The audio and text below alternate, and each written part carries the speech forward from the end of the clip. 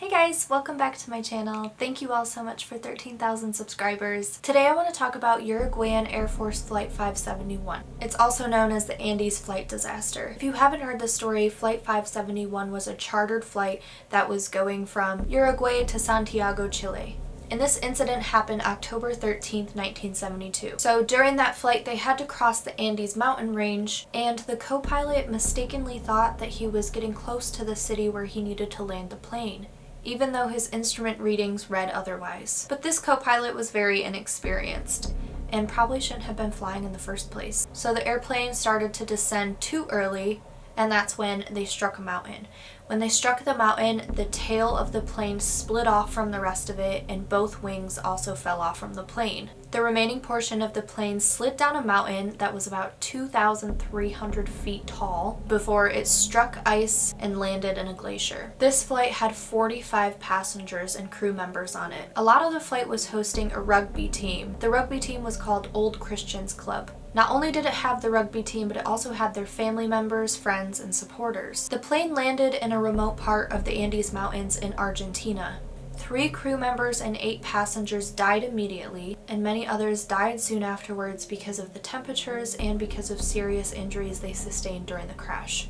Authorities immediately began searching for the aircraft, but because of the snow, they couldn't see it from the helicopters. They lost hope and canceled the search after 8 days. The crazy thing is that the pilot had flown over the Andes Mountains 29 times before this, but on this flight, he was training the co-pilot, who was the one flying at the time that he struck the mountain. When the plane finally landed, all of the seats shifted forward and it killed a lot of people in the front. The pilot also died on impact. A total of 5 people were killed in the tail of the plane when it broke off from the rest of it. A few seconds later, 2 people fell from the plane while it was still in the air. One of them survived the fall, but when he fell into a glacier that was covered in snow and he died from asphyxiation. His body was found by survivors on December 14th. At least 4 people died when the plane hit the snowbank. Because of the impact, the pilot's head was forced out the window, which caused him to die immediately, but the co-pilot was still alive. Unfortunately, though, he was trapped in the cockpit. He begged one of the passengers to grab his gun from his waistband and kill him, but the passenger wouldn't do it. After the plane crashed, 33 people were still surviving, and I won't describe their injuries because they're pretty gruesome. Within an hour that the flight went down, 4 planes were sent out searching for them from the afternoon until it was dark.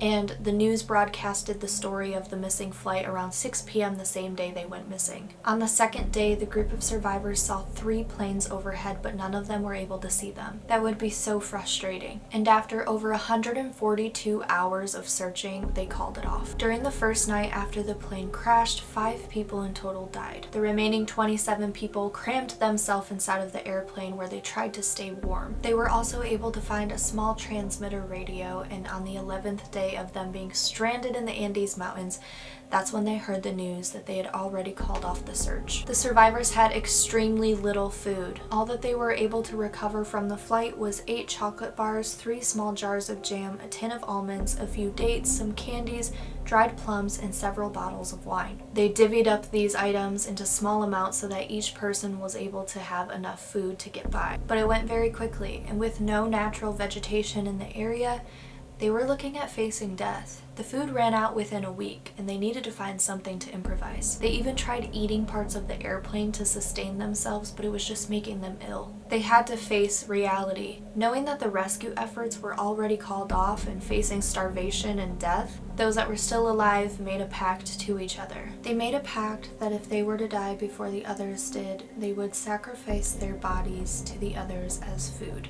And that's exactly what the survivors ended up having to do.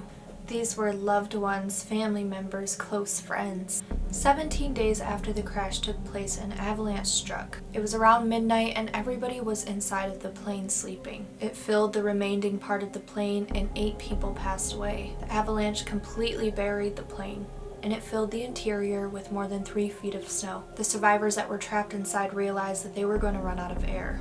But someone was able to find a metal pole from the luggage rack and poke a hole through the top so they could breathe while they dug a tunnel out to the surface. But then a blizzard came and it forced them to take cover back inside of the plane. And they were trapped inside for 3 days. with the dead bodies from the avalanche. The remaining survivors decided that it was time to look for help. They selected some people to go. They gave them the biggest ration of food and the most warm clothes that they could.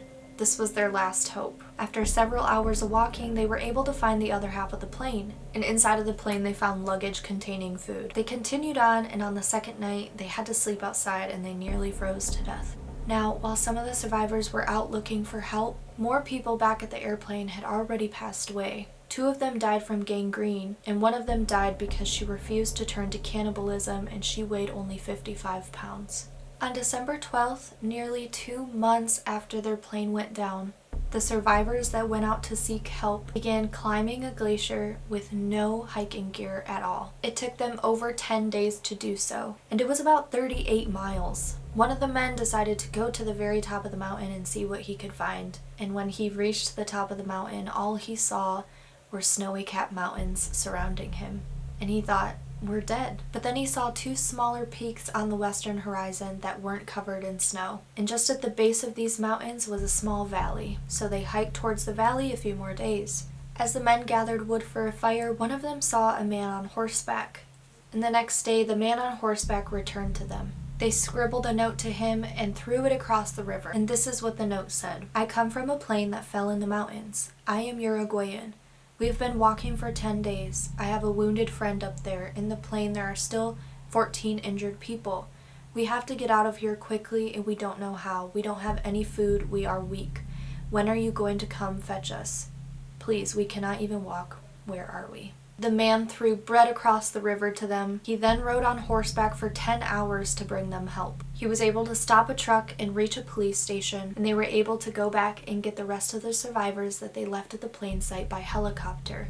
They were treated for a variety of health-related issues, including altitude sickness, dehydration, frostbite, broken bones, scurvy, and malnutrition. They were rescued on December 23, 1972, more than 2 months after the crash occurred. Unfortunately, they had to leave the bodies of those they lost at the site.